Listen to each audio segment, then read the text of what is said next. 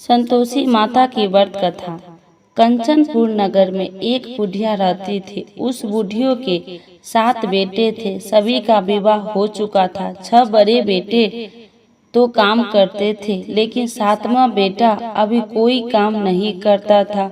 सुबह उठकर स्नान से निवृत्त होकर 6 बड़े बेटे रसोई में बैठकर भोजन करते और फिर अपने काम पर चले जाते थे। बुढ़िया उन बेटे को अपने हाथ से खीर, पूरी, हलवा आदि बढ़िया बढ़िया व्यंजन बनाकर खिलाती थी। 7वां बेटा खूब धूप निकलने पर बिस्तर से उठता, फिर स्नान करके भोजन के लिए रसोई में जाता। बुढ़िया दूसरे बेटे का बचा हुआ खाना एक थाल में रखकर उसे दे देती थी। 7वां बेटा उसी भोजन को खुश होकर खा लेता था। भोजन करके वह घर से निकल जाता और अपने दोस्तों के साथ घूमता फिरता। इस तरह मौज मस्ती से उसके दिन व्यतीत हो रहे थे। उसकी पत्नी बार बार उससे कोई काम करने के लिए कहती थी, लेकिन वह हंसकर कहता था, अरे तुम बार बार क्यों काम करने के लिए कहती हो? कितने मजे से दिन गुजर रहे। माँ कितने बढ़िया बढ़िया व्यंजन बनाकर खिलाती है। तब उसकी पत्नी क्रोधित में होकर कहती, माँ तुम्हें बढ़िया बढ़िया व्यंजन बनाकर नहीं खिलाती, बल्कि सबका बचा हुआ जूठा भोजन खिलाती है। यदि तुम्हें मेरी बात पर विश्वास न हो तो किसी दिन छिपकर स्वयं अपनी आंखों से देख लेना। अपनी पत्नी की बात पर उसे यकीन न था, लेकिन एक दिन इस बात की सच्चाई जानने का निर्णय करके वह सिर दर्द का बहाना बनाकर एक चादर ओढ़कर रसोई घर में ही सो गया। थोड़ी देर के बाद उसकी माँ ने अपने बेटे को खीर, पूरी, हलवा आदि बनाकर खिलाए। भोजन के बाद उन्हें लड्डू खाने को दिए। भोजन करके वे अपने काम पर चले गए। उनके जाने के बाद बुढ़िया ने उनकी थाली में बचे भोजन को एक थाली में रखा। बचे हुए लड्डू को टुकड़े को एकत्र करके दोबारा लड्डू बनाए। इसके बाद बुढ़िया ने 7वें बेटे को भोजन करके लिए कहा। उसने सोते हुए चादर के नीचे से सब कुछ देख लिया था। वह उठकर बोला, माँ मुझे भूख नहीं है, मैं परदेश जा रहा हूँ। बुढ़िया ने कहा, कल जाता है तो आज ही चला जा। बुढ़िया के कठोर वचन सुनकर वह तुरंत परदेश जाने की तैयारी करने लगा। चलने से पहले वह अपनी पत्नी के पास गया। उसकी पत्नी गौशाला में गोबर के कांडे पाथ रही थी। उसने जाकर पत्नी से कहा, हम जाबे परदेश को आवेंगे कुछ काल, तुम रहिए संतोष से धर्म अपना पाल।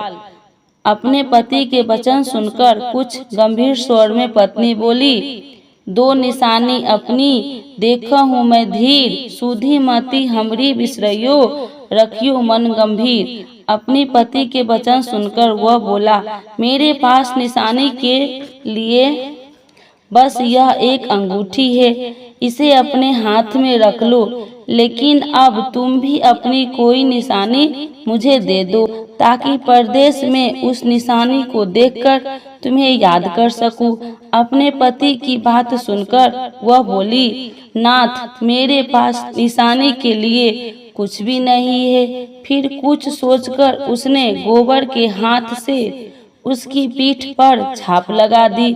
7वां बेटा अपनी पत्नी की उस निशानी को लेकर परदेश के लिए चल पड़ा। कई दिनों की लंबी यात्रा करके वह एक सुंदर विशाल नगर में पहुंचा। वहां उसने कई दुकानदारों से नौकरी देने के लिए प्रार्थना की, लेकिन सबने उसे परदेशी जानकर उसकी प्रार्थना ठुकरा दी। निराश होकर अंत में वह एक सेठ की दुकान पर पहुंचा। उसने सेठ से भी नौकरी देने की प्रार्थना की। सेठ को एक नौकर की जरूरत थी। उस सेठ ने उसे तुरंत नौकरी पर रख लिया। उस दिन उसकी बहुत बिक्री हुई और वह उस लड़के से बहुत खुश हुआ। कुछ ही दिनों में उसने सेठ का सारा काम संभाल लिया। उसके व्यवसाय में आने वाले ग्राहक बहुत प्रसन्न थे। सेठ का व्यवसाय तेजी से चलने लगा।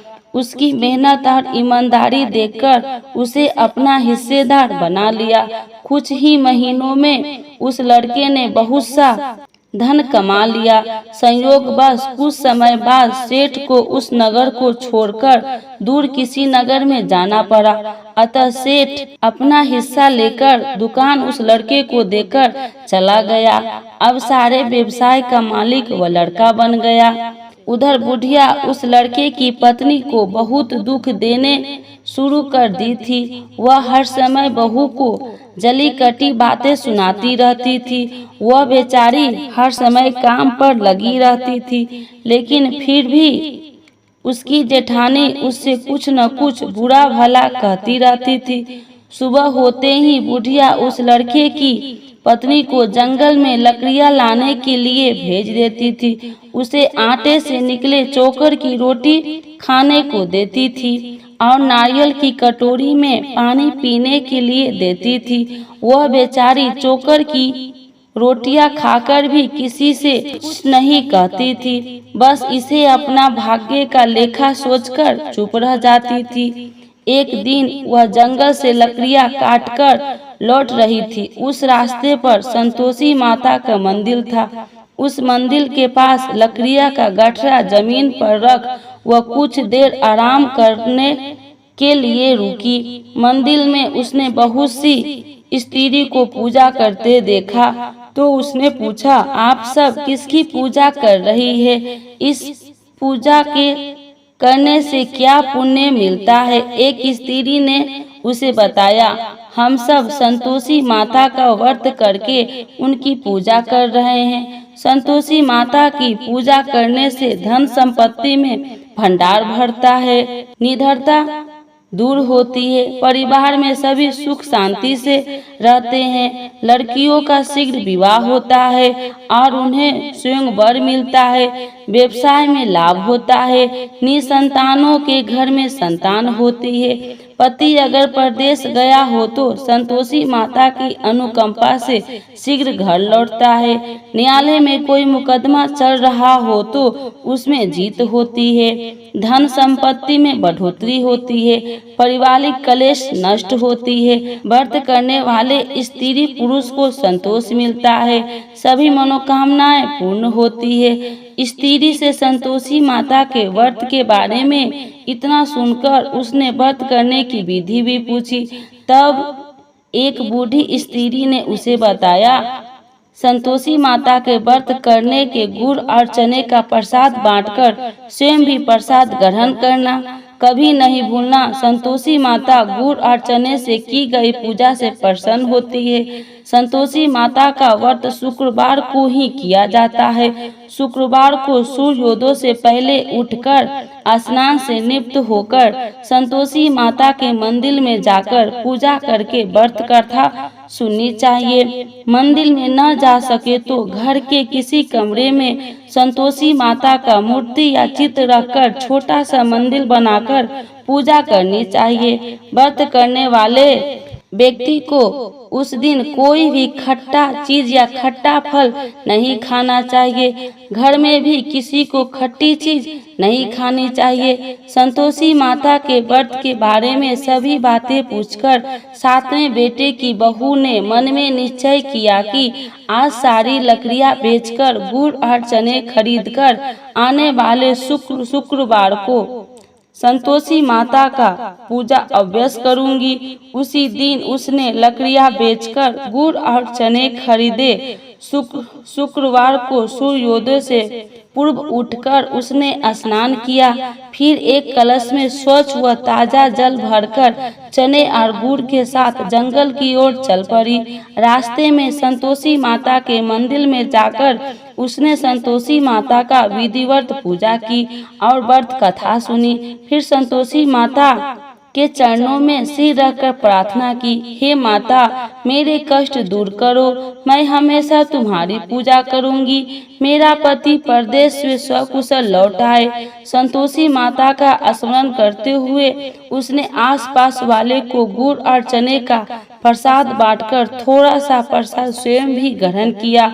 इस प्रकार सातवें बेटे की बहू ने हर शुक्रवार को संतोषी माता का विधिवत व्रत करना आरंभ कर दिया।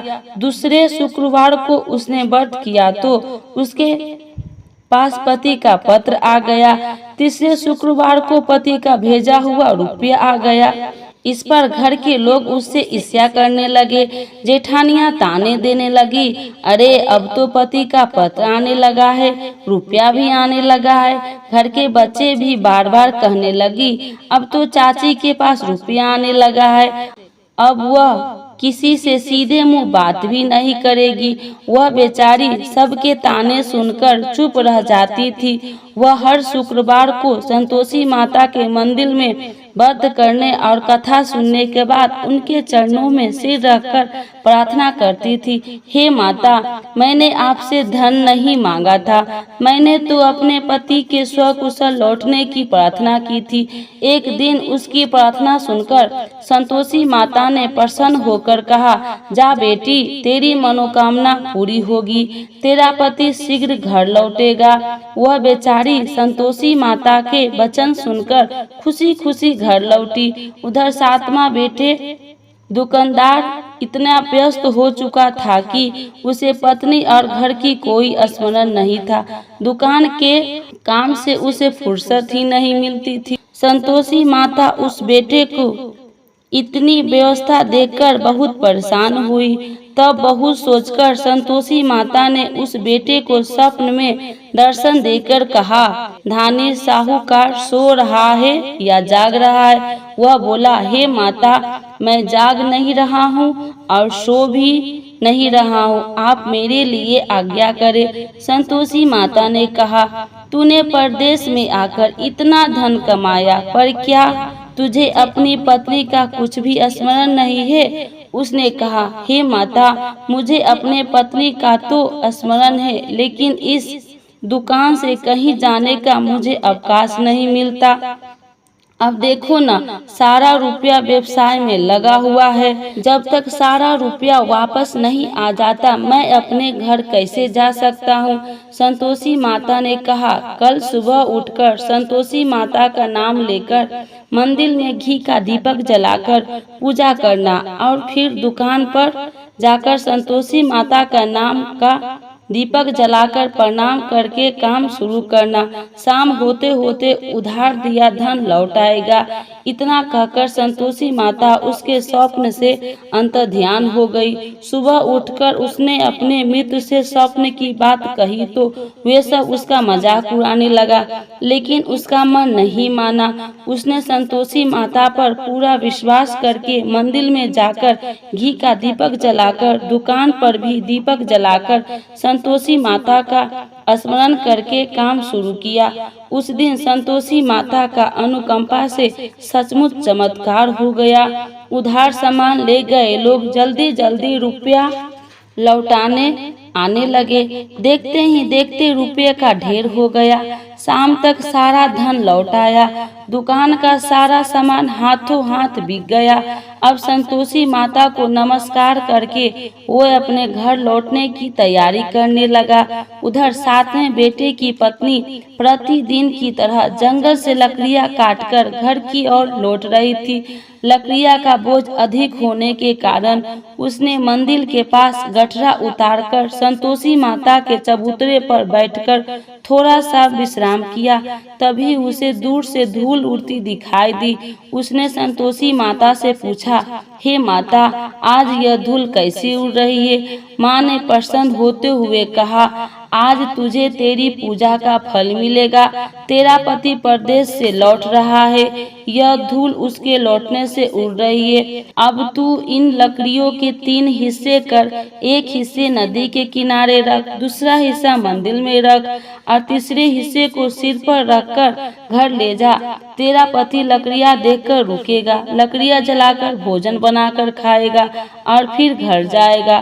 तू घर पहुंचकर लकड़ियां का गठरा आंगन में डालकर कहना, सासू जी लकड़ियां का गठरा ले आई हूँ, चोकर की रोटियां और नारियल की कटोरी में पानी दे दो। फिर पूछना, आज घर में कौन मेहमान आया है। संतोषी माता की बात सुनकर वह खुश होती हुई घर की ओर चल पड़ी।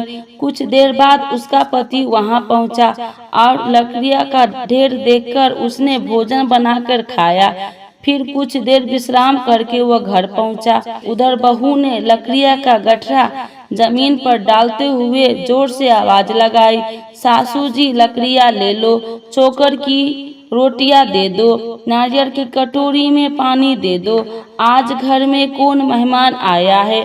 यह सुनकर उसकी बुढ़िया सास बोली, बहू ऐसा क्यों कहती हो, तेरा पति ही तो परदेश से आया है। नहा धोकर मीठी खीर खा, नए कपड़े पहनकर पति के पास बैठ। उसके पति ने कमरे की खिड़की से सब कुछ देखा और सुना। उसने कमरे से बाहर आकर भिखारी की तरह खड़ी अपनी पत्नी को देखकर कहा, माँ यह औरत कौन है। माँ ने कहा, बेटे यह तेरी बहू है, जब से तू परदेश गया है तभी से इसने ऐसा हाल बना रखा है और सारा दिन गांव में ऐसे ही जानवरों की तरह घूमती फिरती है और घर का कोई काम नहीं करती है और नारियल की कटोरी में पानी मांग रही है। 7वां बेटा गंभीर होकर बोला, माँ मैंने इसकी सारी बातें स्वयं अपनी कानों से सुनी है, मुझे बराबर वाले दूसरे घर की ताली दे दो, मैं उसी घर में रहूंगा। बुढ़िया माँ ने उस बेटे को दूसरे घर की ताली दे दी। वह अपनी पत्नी के साथ उस घर में आनंद से रहने लगा। उसके पास धन की कोई कमी नहीं थी, घर को महल जैसा सुंदर बना लिया। अगले शुक्रवार को उसकी पत्नी ने कहा, प्राणनाथ मैं संतोषी माता का व्रत करती हूँ, संतोषी माता की अनुकंपा से ही मेरे सब काम पूरे हुए हैं, अब मैं व्रत का उद्यापन करनी चाहती हूँ। पति ने कहा, अभ्यास करो, मैं उद्यापन के लिए सब सामान एकत्र करता हूँ। बहू ने अपनी जेठानी के लड़कों को भोजन के लिए बुलाया। सभी जेठानियां उसकी धन और संपत्ति और वैभव से ईर्ष्या करने लगी थी। जेठानियां ने अपने बच्चे को सिखा दिया कि तुम भोजन के समय खट्टी चीजें मांगना। वे नहीं चाहती थी कि उसका उद्यापन पूरा हो। संतोषी माता की पूजा के बाद जब बच्चे को भोजन के लिए कहा गया तो सब खटाई मांगने लगा। बहू ने कहा, खटाई किसी को नहीं मिलेगा।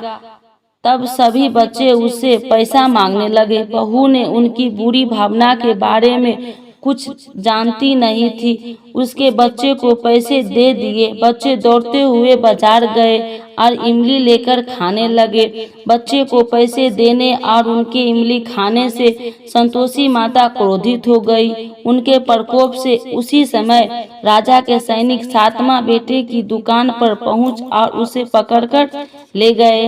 भोली बहू रोने लगी, जेठानियां ताने देने लगी, अरे बेईमानी से कमाकर धन लाया था, इसीलिए राजा के सैनिक पकड़कर ले गए, अब बंदीगिरी में रहना पड़ेगा, साथ ही राजा सारा धन भी छीन लेगा।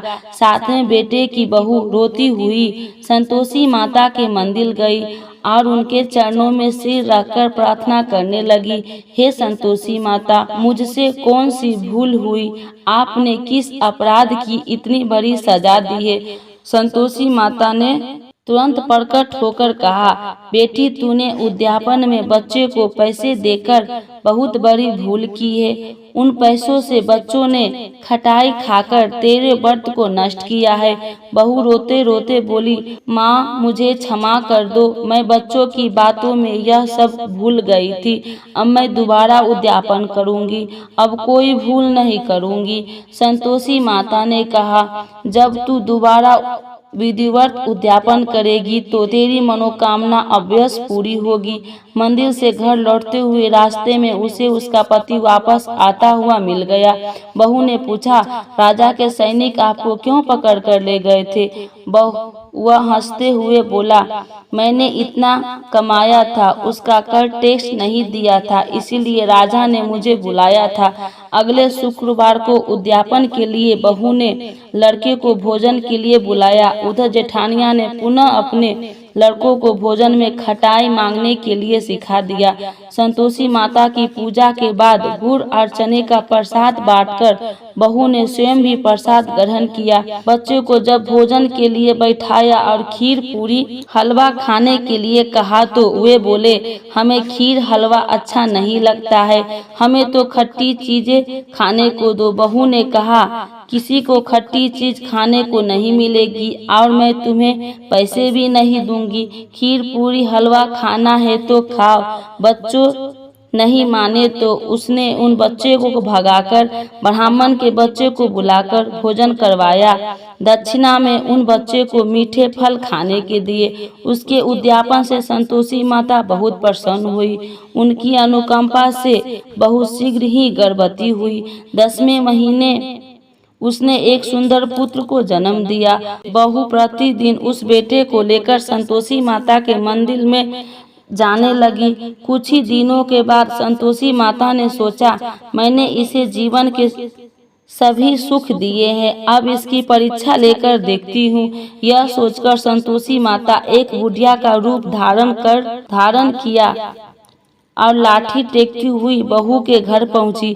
बुढ़िया के सारे शरीर पर मक्खियां भिनभिना रही थी। उसे देख सारी मुंह सिकुड़ाने लगते थे। बुढ़िया ने जाकर दरवाजा खटखटाया तो बहू की सास ने दरवाजा खोला और उसे देखते ही जोर से चिल्लाई, अरे लड़कों, इस गंदी बुढ़िया को भगाओ, मुझे तो ये कोई चुड़ैल नजर आती है, इसे भगाओ नहीं तो किसी को खा जाएगी। लड़के उठकर भागे और उन्होंने अपने घर के दरवाजे और खिड़कियां बंद करने लगी। छोटी बहू बराबर वाले घर की खिड़की से उस बुढ़िया को देख रही थी। उसने जल्दी से दरवाजा खोला और बुढ़िया के पांव छूकर अपने घर में ले आई। सास ने उसे रोका तो बहू बोली, आज तो बहुत खुशी का दिन है, मेरी संतोषी माता मेरे घर आई है। छोटी बहू का बेटा दूध पीने के लिए रो रहा था। बहू ने उसे दूध भी नहीं पिलाया और संतोषी माता की सेवा में व्यस्त हो गई। बुढ़िया के सास क्रोध में बहू को बुरा भला कहने लगी। बहू बोली, सासू माँ, आज मेरी संतोषी माता मेरे घर आई है, इनकी व्रत करने से मेरे घर में इतनी खुशियाँ छाई है। इतना सुनते ही उस बुढ़िया के पास दौड़ते हुए आए और उनके पांव छूकर क्षमा मांगते हुए बोले, माँ हमें क्षमा कर दो, हमने आपको पहचानने में बहुत भूल की, हमें आपके व्रत की विधि नहीं जानते हैं। हे माता, अब हम भी आपका व्रत किया करेंगे। उन लोगों की प्रार्थना सुनकर बुढ़िया का रूप धारण किए संतोषी माता प्रसन्न हुई और उन्होंने संतोषी माता के व्रत की विधि भी बताई। बुढ़िया से व्रत की विधि जानकर संतोषी माता के व्रत करने से उनकी सभी मनोकामनाएं भी पूरी हुई। उनके घर में धन की वर्षा होने लगी। बुढ़िया के 7वां बेटा का व्यवसाय खूब तेजी से चलने लगा। धन संपत्ति के भंडार भरने लगा। संतोषी माता का व्रत करने और व्रत कथा सुनकर गुड़ और चने का प्रसाद खाने वाले को सभी मनोकामनाएं संतोषी माता पूरी करती है। व्यवसाय में दिन दोगुनी रात चौगुनी तरक्की होती है।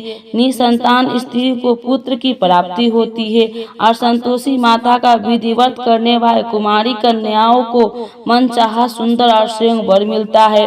बोलो संतोषी माता की जय। संतोषी माता की आरती। जय संतोषी माता मैया, जय संतोषी माता, अपने सेवक जन को सुखी संपत्ति दाता। जय संतोषी माता, सुंदरी चीर सुनहरी, माँ धारण किन्हो हीरा पन्ना दम के, तन सिंगार लिहो जय संतोषी माता। गेरू लाल छटा छवि बदन कमल सोहे, मंदि हसत करुणामयी तिरुवन जन मोहे। जय संतोषी माता। स्वर्ण सिंहासन बैठी चबर ढूंढे प्यारे, धूप दीप मधुमेवा भोगी धरे न्यारे। जय संतोषी माता। गुरि अरु चना परम प्रिय ताम संतोष किए, संतोषी कहलाई भक्तन वैभव दियो। जय संतोषी माता। शुक्रवार प्रिय मानत आज दिवस सोही, भक्ति मंडली आई कथा सुनत मोही। जय संतोषी माता। मंदिर जगमग ज्योति मंगल ध्वनि छाई, विनय करे हम बालक चरणन सिर नाई। जय संतोषी माता। भक्ति भाव में पूजा अंगीकृत कीजे, जो मन बसे हमारे इच्छा फल दीजे। जय संतोषी माता। दुखी दरिद्र रोगी संकट मुक्त किए, बहुधन ध्याय भरे घर सुखी सौभाग्य दिए। जय संतोषी माता। ध्यान धरो जन तेरो मन वांछित फल पायो, पूजा कथा श्रवण कर आनंद घर लायो। जय संतोषी माता। शरण गहे की लज्जा रखियो जगदम्बे, संकट तू ही निवारे दयामयी माँ अम्बे। जय संतोषी माता। संतोषी माता की आरती जो कोई नर गावे, रिद्धि सिद्धि सुखी संपत्ति जी भर के पावे। जय संतोषी माता। जय संतोषी माता। जय जय संतोषी माता। अपने सेवक जन को सुखी संपत्ति दाता। जय संतोषी माता। मैया जय संतोषी माता। संतोषी माता की जय।